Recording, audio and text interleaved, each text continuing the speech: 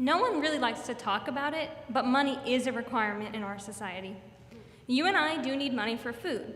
The church needs money in order to help feed people. Of course, donations also help with less tangible benefits, like creating a place for people to be church together.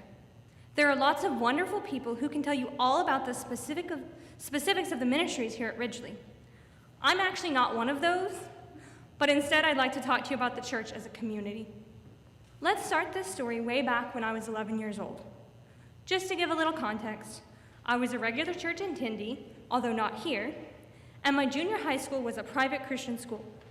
My 6th grade year, I was very angry all the time. Looking back, it was my attempts to suppress my own gender dysphoria.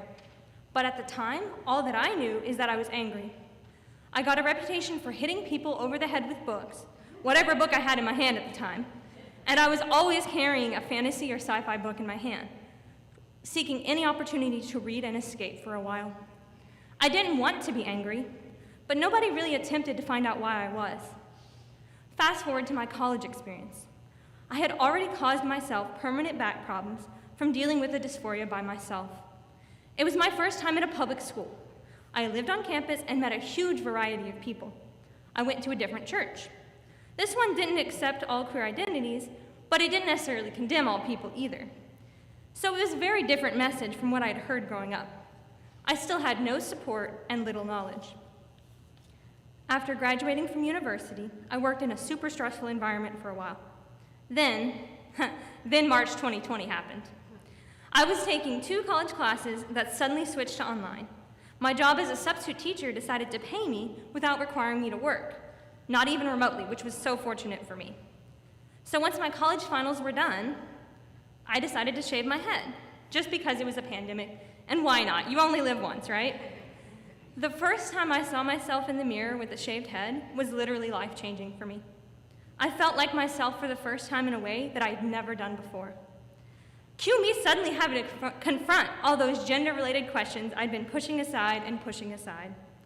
Once I did, I knew I could never openly be myself at the church I'd been raised in. That church is a place I'd been called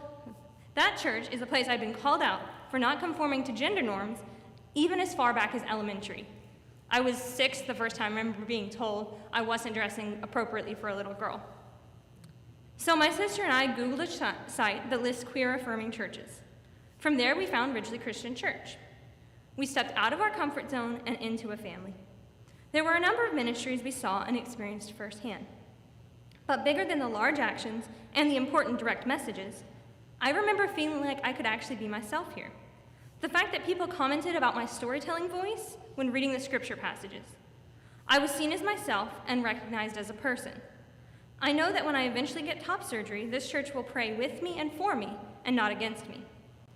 So when I say that Ridglea Christian Church has become a home to me, I mean that. I'm myself here in ways that many other places won't allow me to be. So to everyone who's donated to Ridglea Christian Church, thank you. And if you haven't yet donated, please understand your money will and does help all kinds of people in official ministries and beyond.